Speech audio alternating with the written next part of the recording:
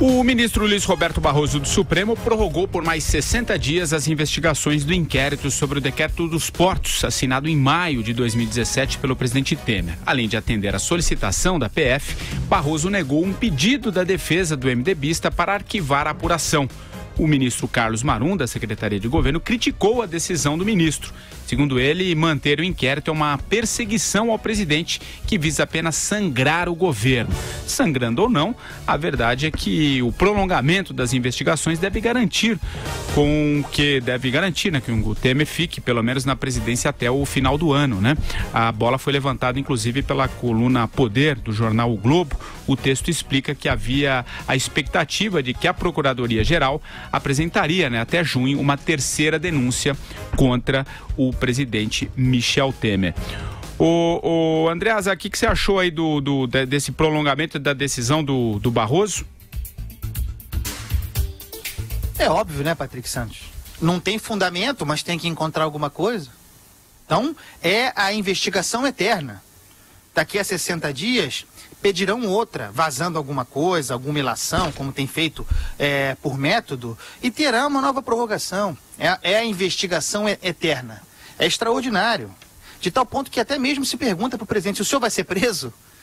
É a inversão absoluta de valores o que está em curso. E vejam, essa investigação do decreto dos portos, ela é cômica, ela é gravíssima, mas é cômica. Porque ela nasce com o tal decreto dos portos. Não há nada sobre isso. Já se quebrou sigilo bancário do homem, aí tem obra imobiliária e tal.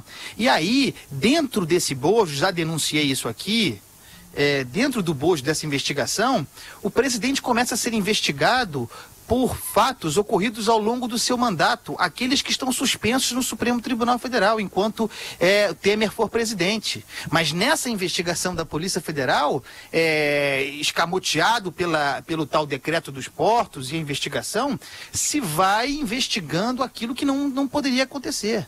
Já falei isso aqui, é um escândalo isso. É um escândalo, não importa que seja o Michel Temer. O sujeito teve o sigilo bancário quebrado, não porque houvesse elementos, algum indicativo que fundamentasse a quebra, não, mas porque não havia. E aí, não havia, pede-se a quebra para ver se encontra alguma coisa. Estão lá procurando, não encontram. E como não encontram, pedem prorrogação e vamos prorrogando. Esse é um Brasil, hein? É o Brasil da investigação permanente, do sangramento diário. Todo dia alguma ilação, alguma suposição. É duro, é duro. E não é só o Temer não, hein? Ninguém está livre desse tipo de procedimento. Você acha isso também, Vera?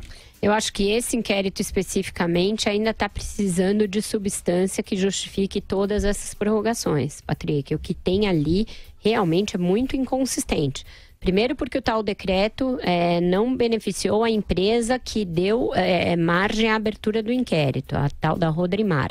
Não há isso consubstanciado. Inclusive, aquele interesse que ela defendia junto ao Rodrigo Rocha Loures foi contrariado, não foi atendido pelo decreto. Segundo, porque o que se fala ali de planilhas antigas, sobre a influência do Temer no Porto de Santos, que justificaria isso, também é inconsistente. E agora se busca esse caminho das supostas da lavagem de dinheiro por meio de transações imobiliárias ou reformas em imóveis. Me parece que tem uma distância muito grande entre uma coisa e outra, entre o que deu origem à abertura do inquérito e o que pode vir a dar algum problema lá na frente, com sucessivas prorrogações e mesmo assim de uma maneira incerta. Então eu acho que esse inquérito é inconsistente, eu acho que essas prorrogações sem justificativa mais clara, depois vão se dizer, tá sob sigilo, pode ser que tenha alguma coisa? Tá, pode ser que tenha alguma coisa, mas com o que nós sabemos hoje, eu acho que não tem essa substância para que justifique uma nova prorrogação.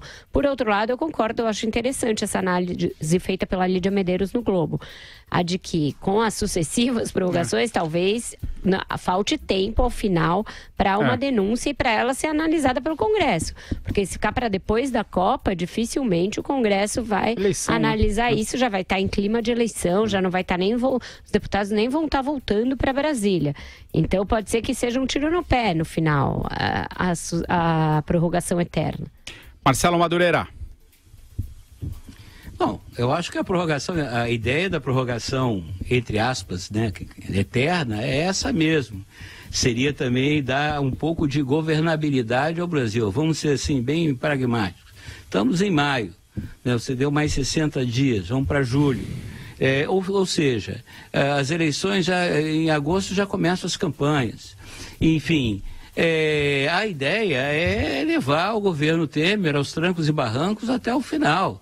Né? É o que há para o momento. Né? Ou vamos levar, né, essas investigações, né, ao último termo. Né? Qual é o custo disso? Né? Qual é o custo disso para a República e tal, já no período conturbado em que vivemos? Eu acredito que essa questão do Temer se resolverá depois que ele desocupar o Palácio Planalto, depois que você tiver um outro ocupando a cadeira, aí vai se ver dentro do campo dos acordos políticos como é que ficou essa combinação. Mas é isso aí, a ideia que isso me passa é vamos empurrando com a barriga. Nada mais que isso.